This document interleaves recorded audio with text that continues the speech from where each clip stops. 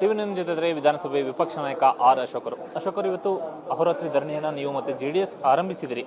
ಈಗ ನಾಳೆಗೆ ಸದನ ಬಹುತೇಕ ಅನಿರ್ದಿಷ್ಟ ಮುಕ್ತಾಯವಾಗಂತ ಸಾಧ್ಯತೆಗಳು ಕೂಡ ಇದೆ. ಮುಂದೆ ಏನು ಮಾಡ್ತೀರಿ ಮತ್ತೆ? ಇಲ್ಲ, ನನಗೆ ಅನಿಸುತ್ತೆ ನಾಳೆನೂ ಇದೆ, ನಾಡ್ದು ಇದೆ ಅಧಿವೇಶನ.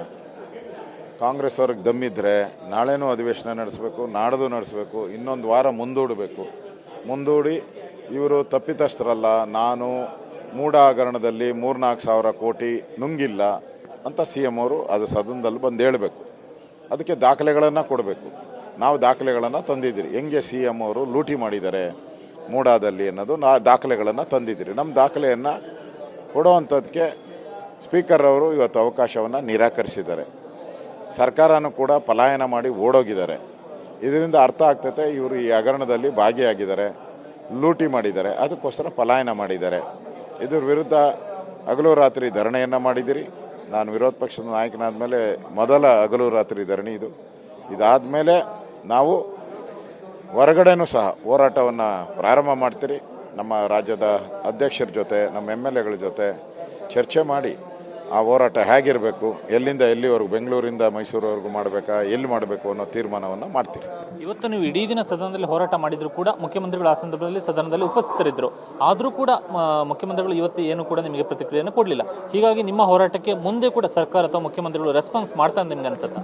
ಇಲ್ಲ, ಮುಖ್ಯಮಂತ್ರಿಗಳು ಫುಲ್ ಗಪ್ಚಿಪ್. ಯಾಕಂದರೆ ಬಾಯಿ ಬಿಟ್ಟರೆ ಅದರೆಲ್ಲ ರೆಕಾರ್ಡ್ಗೆ ಹೋಗ್ತೈತೆ. ರೆಕಾರ್ಡ್ಗೆ ಹೋಗಬಾರ್ದು ಅಂತ ಬಾಯಿ ಮುಚ್ಕೊಂಡು ಕೂತಿದ್ದಾರೆ. ಅವ್ರಿಗೆ ಆತ್ಮಸಾಕ್ಷಿ ಕರೆಕ್ಟಾಗಿದ್ದಿದ್ರೆ, ನಾನು ತಪ್ಪು ಮಾಡಿಲ್ಲ ಅಂದಿದ್ರೆ ಅವರು ಆರಾಮ್ಸೆ ಮಾತಾಡ್ತಾಯಿದ್ರು. ಅವ್ರ ಆತ್ಮಸಾಕ್ಷಿ ಒಪ್ತಾ ಇಲ್ಲ, ತಪ್ಪು ಮಾಡಿಬಿಟ್ಟಿದ್ದೀನಿ ಅನ್ನೋದರಿಂದ ಆತ್ಮಸಾಕ್ಷಿ ಒಪ್ಪದೇ ಇರೋದ್ರಿಂದ ಅವರು ಸೈಲೆಂಟಾಗೆ ಕೂತಿದ್ರು. ಅವ್ರು ನೋಡಿದ್ರೆ ಗೊತ್ತಾಗ್ತೈತೆ ಪಾಪ ಇದರಲ್ಲಿ ಸಿಕ್ಕಾಕೊಂಬಿಟ್ಟಿದ್ದೀನಿ, ಹೊರಬರೋದು ಹೆಂಗೆ ಅಂತ ಯೋಚನೆ ಮಾಡ್ತಾ ಇದ್ದಾರೆ ಅವರು. ಇಡೀ ಕಾಂಗ್ರೆಸ್ಸಿನ ಅವ್ರ ನಾಯಕರು ಯಾರೂ ಅವ್ರ ಜೊತೆ ಬೆಂಬಲಕ್ಕೆ ನಿಲ್ಲೇ ಇಲ್ಲ. ನೋಡ್ತಾ ಇದ್ದೀನಿ, ಯಾರೂ ನಿಲ್ಲೇ ಇಲ್ಲ. ಒಂದು ರೀತಿ ಒಬ್ಬಂಟಿಗರಾಗಿ ಈ ಸ್ಕ್ಯಾಂಡಲಲ್ಲಿ ಅವ್ರು ಸಿಕ್ಕಾಕ್ಕೊಂಡಿದ್ದಾರೆ. ಅವ್ರು ರಾಜೀನಾಮೆ ಕೊಡಬೇಕು, CBI ತನಿಖೆ ಆಗಬೇಕು, ಇದು ನಮ್ಮ ಡಿಮ್ಯಾಂಡ್. ಈಗ ಸ್ಪೀಕರ್ ಅವರ ಇವತ್ತಿನ ನಿಮ್ಮ ನಿಲುವಳಿಯನ್ನು ತಿರಸ್ಕಾರ ಮಾಡಿ ರೂಲಿಂಗ್ ಕೊಟ್ಟಿರುವಂಥದ್ದು. ನಿನ್ನೆ EDಗೆ ಅವರು ಅನುಮತಿಯನ್ನು ಕೊಟ್ಟಿದ್ದರು, ಚರ್ಚೆಗೆ ಅನುಮತಿಯನ್ನು ಕೊಟ್ಟಿದ್ದಾರೆ. ನೀವು ತಂದಂಥ ನಿಲುವಳಿನ ತಿರಸ್ಕಾರ ಮಾಡಿ ರೂಲಿಂಗ್ ಕೊಟ್ಟಿರೋದಕ್ಕೆ ಏನು ಹೇಳ್ತೀರಿ?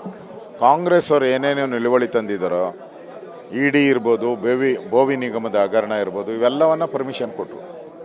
ನಮಗೆ ಪರ್ಮಿಷನ್ ಕೊಡಲಿಲ್ಲ. ಅಂದರೆ ಸ್ಪೀಕರ್ ಅವರು ಪಾರ್ಶಾಲಿಟಿ ಮಾಡ್ತಾ ಇರೋದು ಸ್ಪಷ್ಟವಾಗಿ ಗೊತ್ತಾಗ್ತಾ ಇದೆ, ಜನಗಳಿಗೂ ಗೊತ್ತಾಗಬೇಕು. ಆ ಸ್ಪೀಕರ್ ಸ್ಥಾನದಲ್ಲಿ ಕೂತ್ಕೊಂಡ್ಮೇಲೆ ಅದರ ಗೌರವ ಘನತೆಯನ್ನು ಸ್ಪೀಕರ್ ಅವರು ಎತ್ತಿಡಿಬೇಕಾಯಿತು.